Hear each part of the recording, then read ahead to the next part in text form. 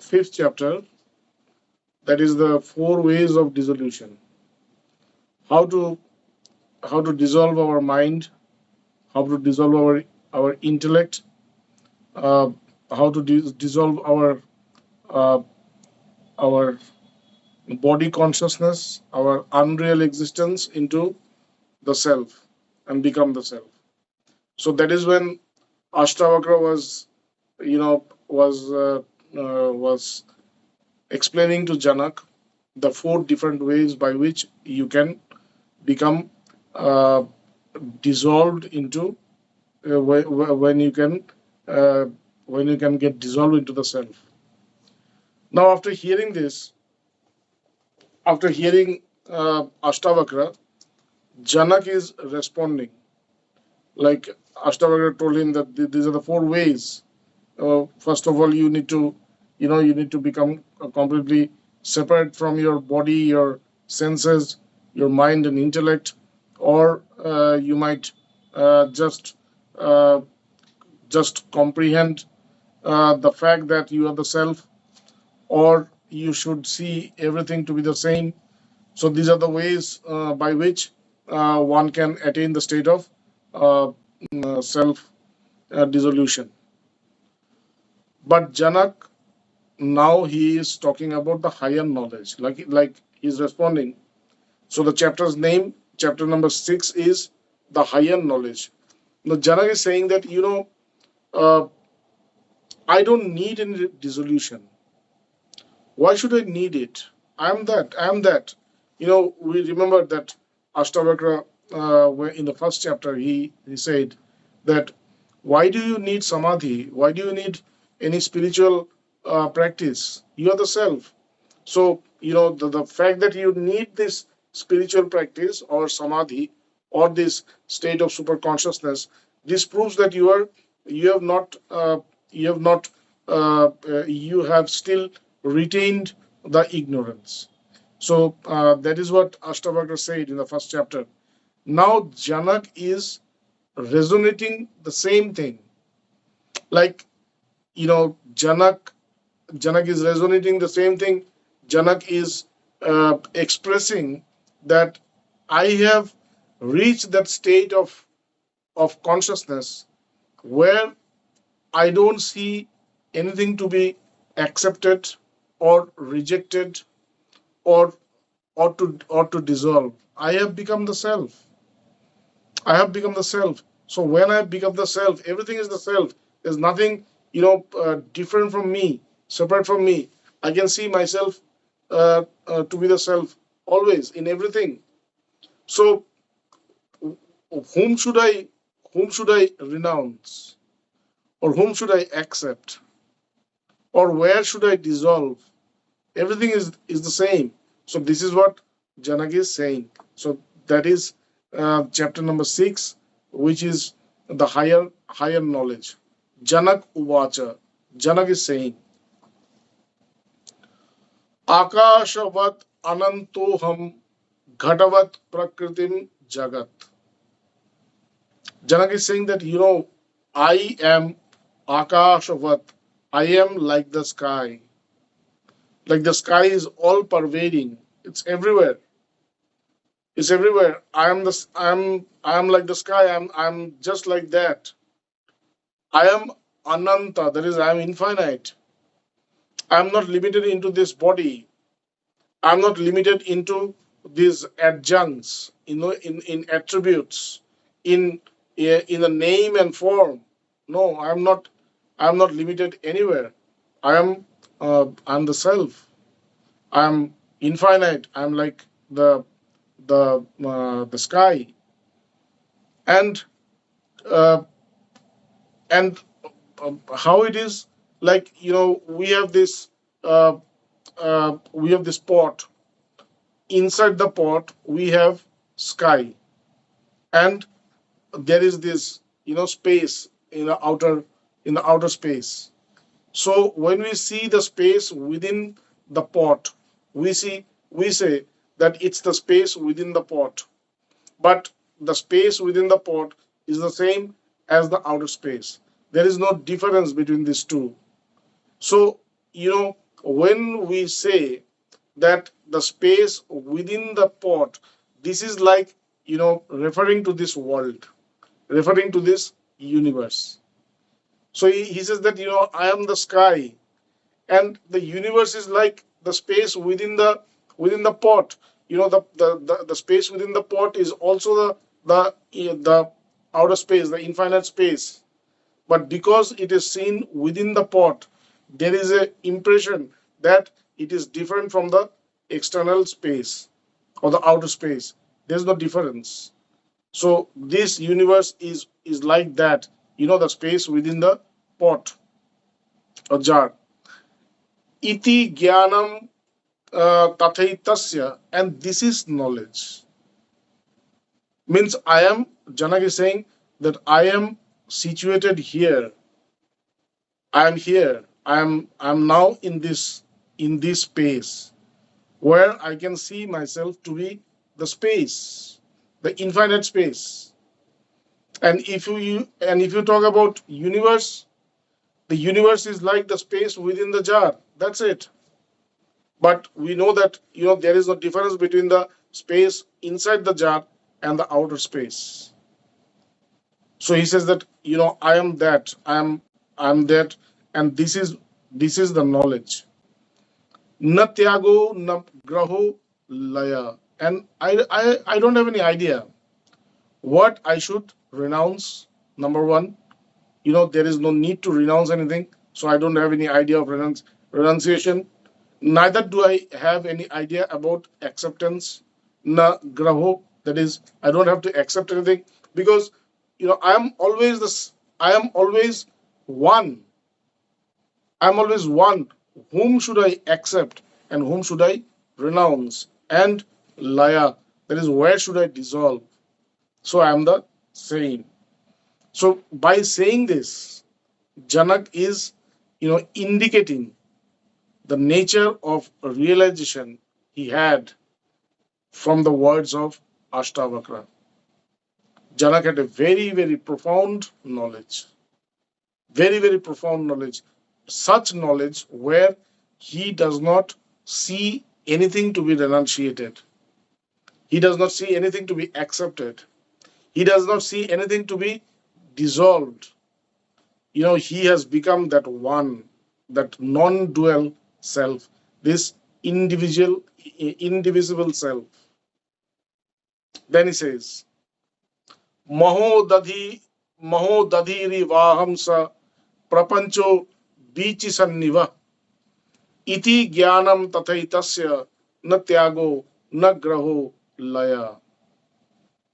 He says that he is again trying to validate what he had said before in a different way, trying to make things a little bit simpler. He says that I am the ocean.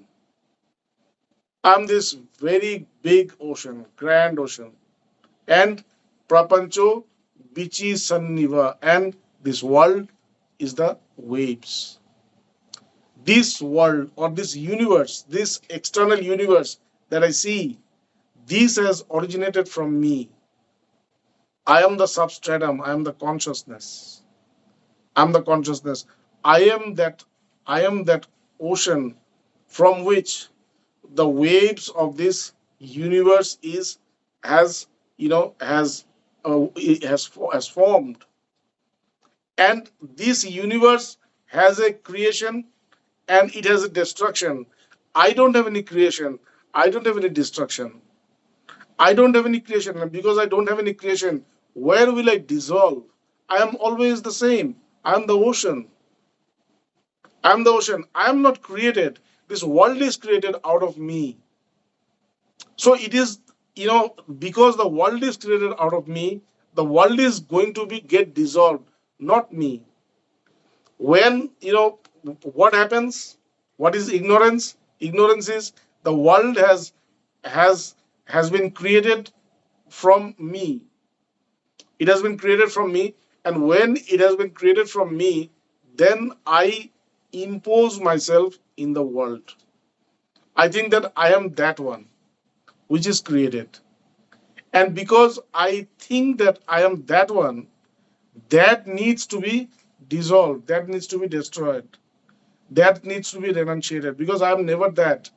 The idea that I am this, I am the wave, has to be renunciated. If I don't have any, if I don't have that idea, if I have this very firm knowledge that I am the ocean, if I can feel myself to be the ocean, so whom should I renunciate? Whom should I accept? And where should I dissolve? So he says, I am this ocean, this big, grand ocean, and this universe is like the waves, which is created from me. And this is iti jnanam tathaitasya. This is knowledge. This is knowledge. And tathaitas, and that is why na tyago, na graho, na laya. And that is why, where is, a person who have realized this, a person who have realized this, that I am that ocean, where will he dissolve? Where will he renunciate? What will he renunciate? Or what will he accept? For him, everything is the same, because the waves are also me. The waves are also me. But because I am the ocean, I don't become a separate existence as a wave. When there is a wave, then also I am the ocean. I am the one. I have not become the waves. I have not become two. I am always one. So this very deep knowledge. This is very deep knowledge. This is this is experienced in the state of nirvikalpa samadhi. When a person has nirvikalpa samadhi, then he can feel this.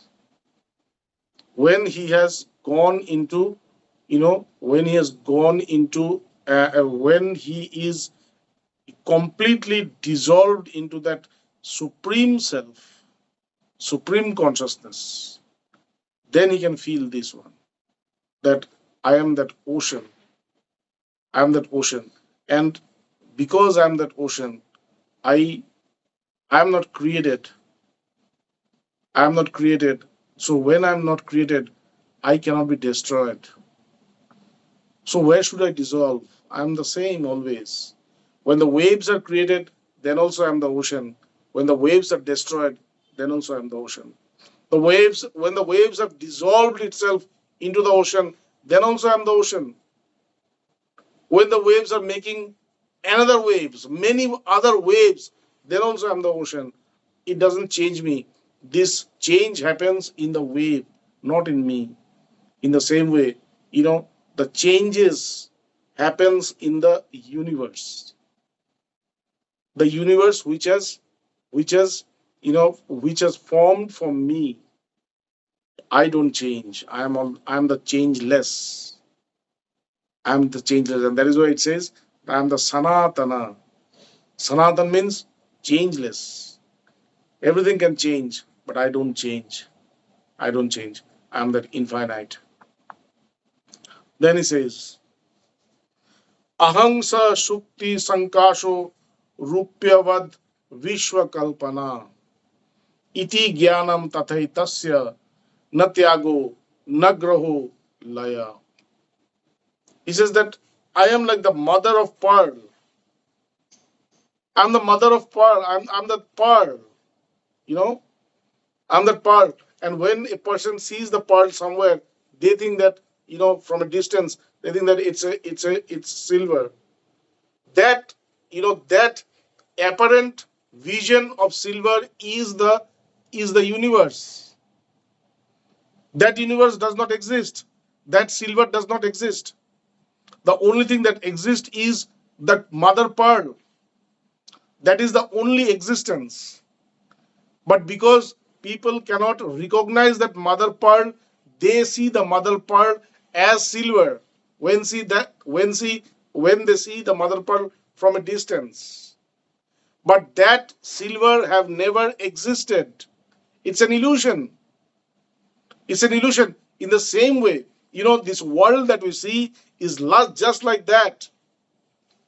The world, when you see this world so true and so, real, when you see this world to be so real and so true, you have to know that this is just like that reflection of the mother pearl, which appears to be silver. The silver does not exist. The silver does not exist. In the same way, this universe has never existed. The only thing that exists is the self, the pure consciousness. So he says that aham sa shukti sankasho rupyavat vishwakalpana. This universe has been imagined, illusioned. I am not the universe.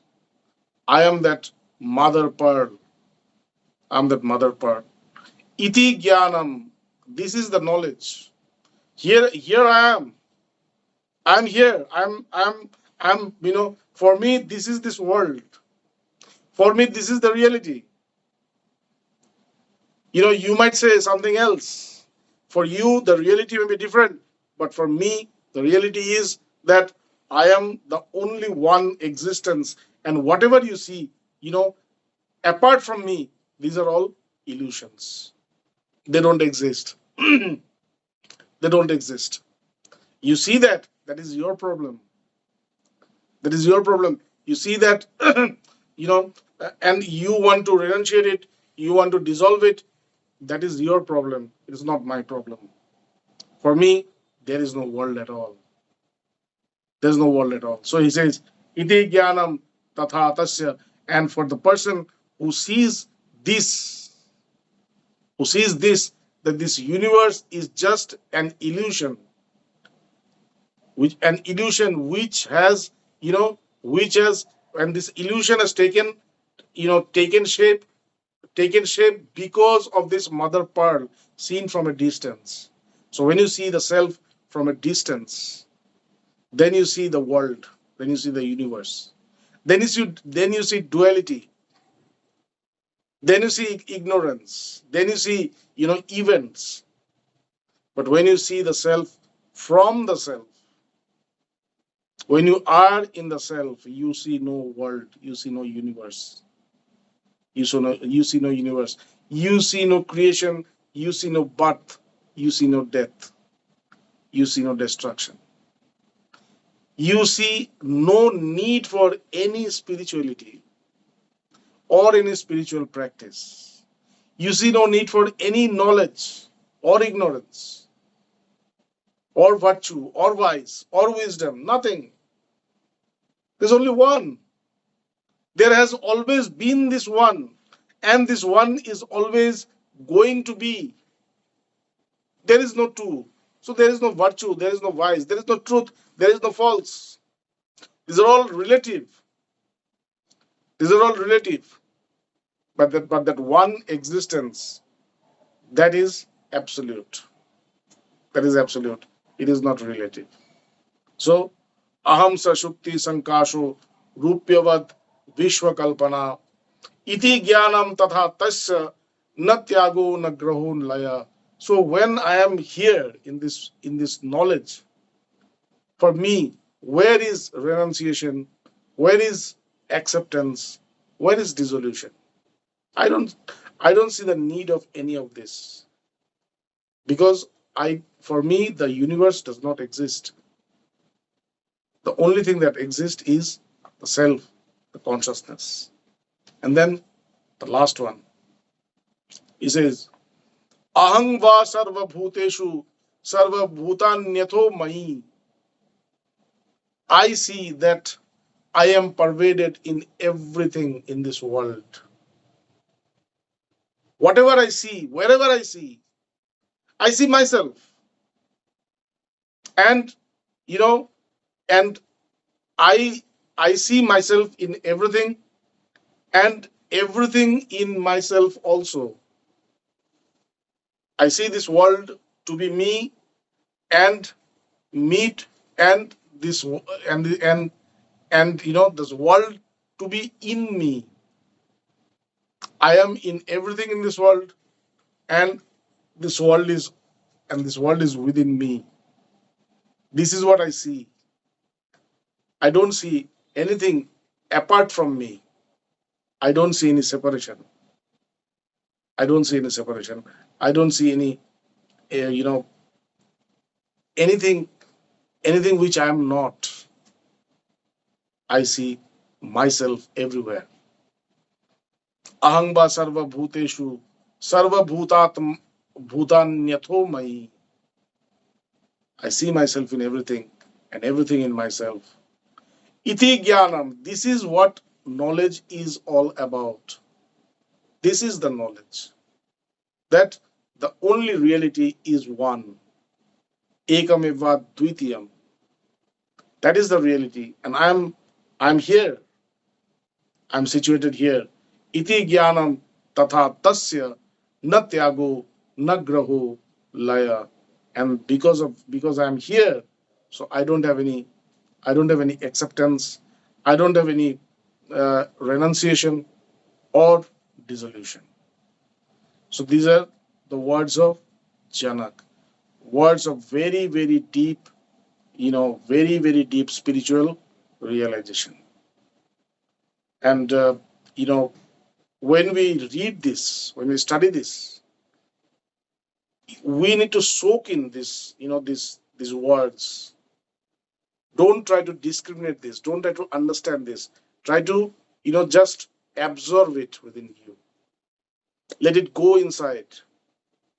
Let it go inside. This is a knowledge. Let it go inside and settle down and let it work on its own. Don't work with it. Don't work on it. Just let it work on its own. Let it do what it needs to do because it is the knowledge which is going to reveal itself. We cannot reveal knowledge. We cannot manifest knowledge. The ignorance can never manifest knowledge. Darkness cannot manifest light. It is light which can manifest itself. It is knowledge which can manifest itself. So whatever we studied is knowledge. Let it go inside and settle in our heart and let the knowledge manifest itself unto you so that we can also, like Janak, we can also say the same thing that I am the one. I am the one. I don't have any creation. I don't have any destruction. I don't see any dissolution. I don't see any dissolution. So this is the end of this chapter, chapter number 6. On the next day, that is on Sunday, we are going to study about Kathopanishad, the dialogue between Yama and Nachiketa. Like this is a dialogue between Janak and Astavakra. That Upanishad is a dialogue between the five, this very small child called Nachiketa and Yama, the Lord of Death. So, thank you. If you have any question, you can ask, or we can just simply meditate. Swamiji, from which book are we going to study the Kathopanishad? If I It's can a, try to it's find a the PDF. Upanishad. It's a book. Just you can buy it or you can download it from the net.